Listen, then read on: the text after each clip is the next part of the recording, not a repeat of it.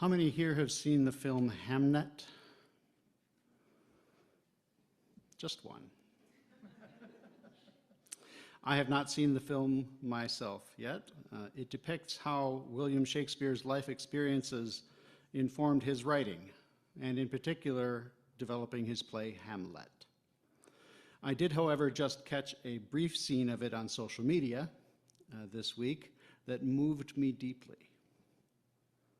I'll try not to give any spoilers. In this scene, an actor delivers a heart-rending soliloquy at the edge of the stage at the Globe Theatre in London.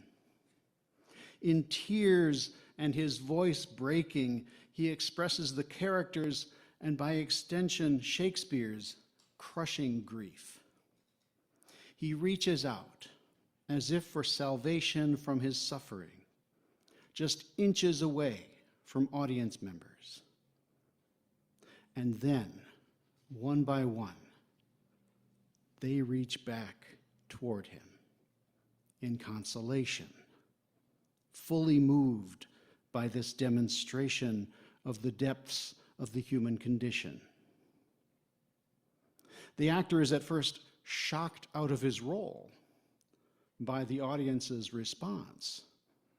Then he realizes the power of the moment. He reaches out to the nobles in the balconies, who reach out to him as well. Shakespeare witnesses this exchange from off stage, and he knows that he has created something outstanding. Not just fine writing, but an incredible, redemptive, shared experience through story. It's an exquisite example of the power of language and of theater arts to move people. It equally is a great example of our human capacity for empathy and the desire to care for one another, to give ourselves to love. And I invite, especially today, male-identified people in the room to pay attention.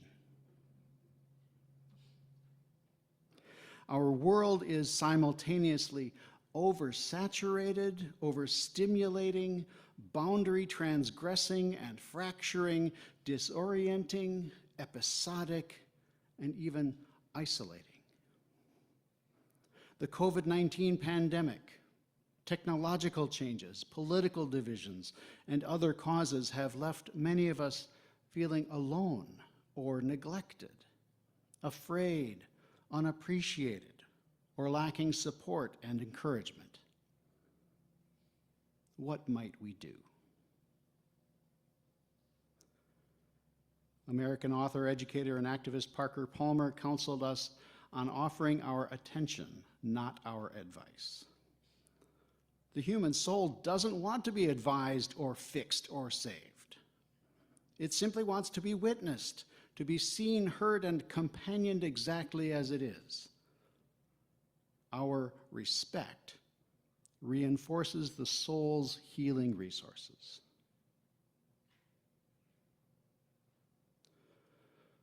We can't always fix things. We can't always alleviate suffering. And we can't certainly prevent inevitable death. But we can be there for one another, present, witnessing to one another's pain and suffering, reinforcing one another's healing resources. Simone Weil believed that truly focusing on another person without judgment, ego, or selfish intent is a supreme self-sacrificing act of love. It requires, she wrote, emptying oneself to fully recognize the reality and humanity of another. She viewed paying attention as a form of spiritual, prayerful engagement. How many of you have been in meetings that begin with a check-in? A lot of us. Why do we do that? Why do we begin with a check-in?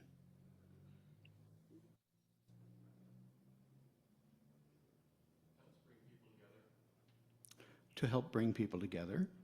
We care about each other. Because we care about each other.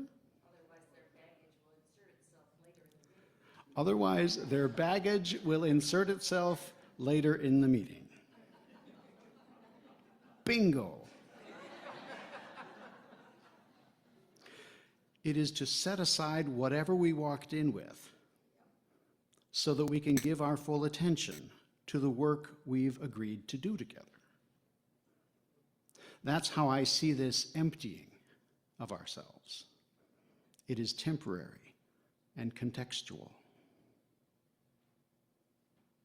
How often, though, in our society and culture do we fall into gendered expectations?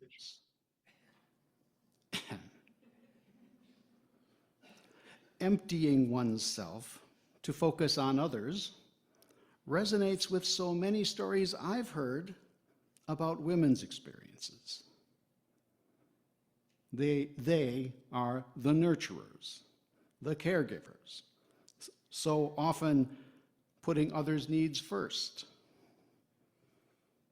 The same typically is not expected of men, unless under dangerous and rugged and heroic circumstances.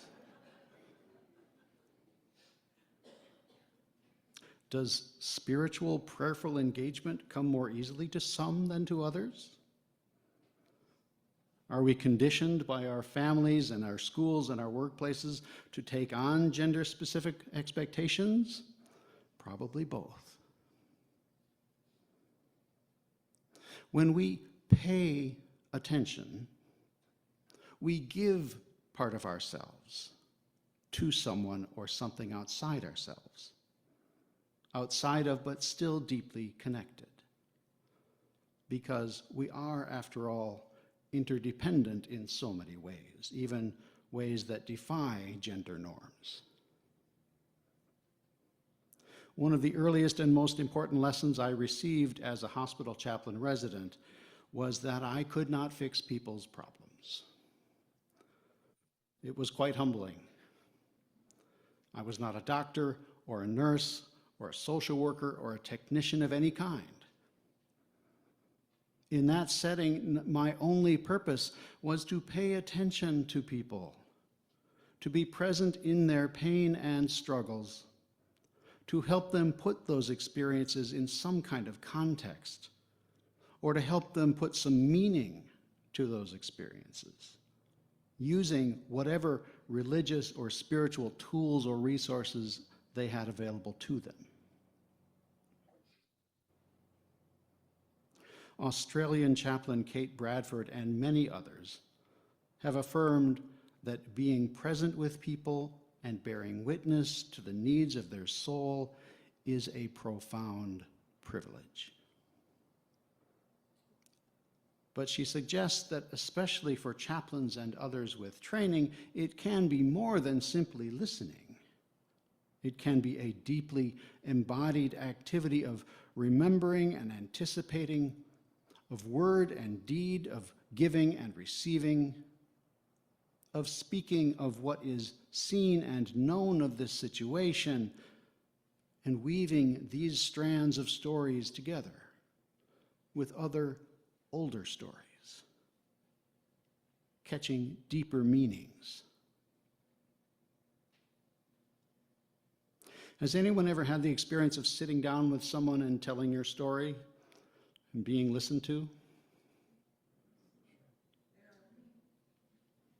Therapy, perhaps. Often we come away from such times feeling better, feeling heard, having a load lifted maybe, or having gained new understanding or insight. There's a humanistic reason, I think, that this quote by Jesus from the book of Matthew remains with us. For where 2 or 3 gather in my name, there am I with them. I interpret this to mean that such moments of witnessing to one another can be not only unifying for all those gathered, with one another and with perhaps something greater than themselves, but unifying internally, integrating, and healing for each person present. Bradford went on to say that bearing witness responds rather than directs, opens rather than closes, flows rather than programs. Or to paraphrase Vey and Palmer, we bear witness not to fix, but to open ourselves up, to pay attention, to see, hear, and accompany others.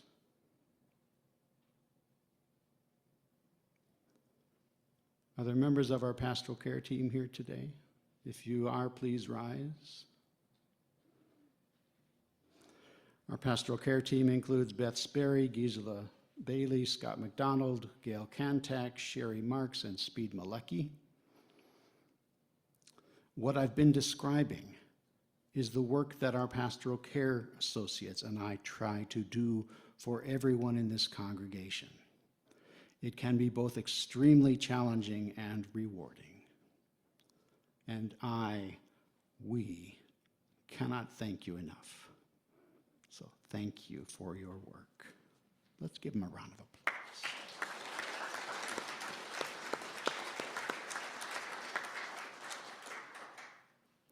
Bearing witness, though, can be a spiritual practice for any one of us.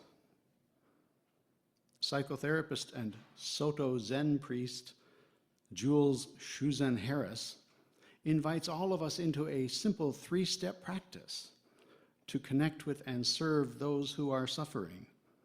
He ties the practice to mindfulness, saying that bearing witness invokes a sense of interconnectedness, a direct realization of the wholeness of life. First, identify who needs you. A person or a group who is disenfranchised or is suffering somehow. Second, be there and be empty.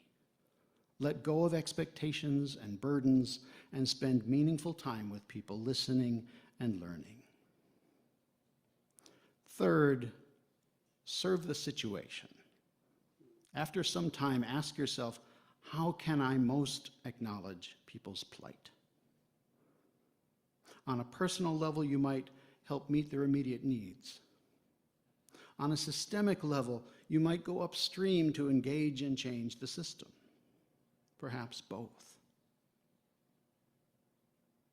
If you do bear witness as a spiritual practice, I suggest a fourth step, reflecting on how the practice affects your spirit. How does it bring meaning to your life? What is the impact on how you live your faith or live out your values? Helping create systemic change is great and necessary, but more immediate and personal change might be more meaningful. Our story today described how kissing the frog didn't change its outward appearance, but the girl's attention, her noticing, her thoughtful words did have an impact. Yes, we anthropomorphized a frog. The story reminds us, though, that our words, tone, and attention do impact others and can change how someone feels and moves through the world. Once again, I come back to the gift that is this community, or any religious or spiritual community. I said last week that this is our sandbox, our workshop, where we practice these skills by serving one another, either individually or by caring for our community through a ministry team or committee. Opportunities to serve our mission abound. And we would love for you to participate in a team or committee. especially if you haven't for a long time or ever. The Reverend Collins expressed in today's prayer some of our purpose in being here together. Here we learn to see each other, the full, complicated truth of each other and every life. Here we strive to offer our undivided presence, to listen, to make space for stories that take time to unfold, to ask who is missing and why. Here we may share our stories, our questions, and yes, gentlemen, even our feelings with one another. Here we might develop the closest friendships of our lifetimes, close enough to ask one another the questions we sang earlier. When I'm frightened or angry or troubled, will you reassure me, embrace me, listen to me? When I'm uncertain or thoughtless or lonely, will you hold my hand? Will you understand? Will you be my friend? Will you sing to me? Believe in me? Be there for me and comfort me? These are some of the unwritten expectations and results of being in a covenanting community. If we show one another compassion, acceptance, and commitment, then we may learn fully to care, to give, and to love. The greatest thing we'll ever learn is just to love and be loved in return. Here we offer one another the transformative gift of our attention as an expression of love. I know it could be scary. I encourage you anyway. Like the actors and audience in a play, may we reach out both when we feel alone or broken and when we witness that in one another. When we feel alone or neglected, afraid, unappreciated, or lacking support and encouragement, may we reach out, and may others respond in love.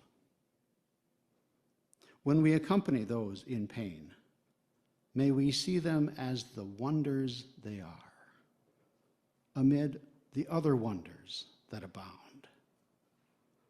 May we help meet people's needs while avoiding the tyranny of fixing. May we strive to be a community where every voice matters, where margins become centers, and where our attention itself is love made visible. May we be grounded here and now, and may we continue finding love for this day and days to come. So may we do and be together.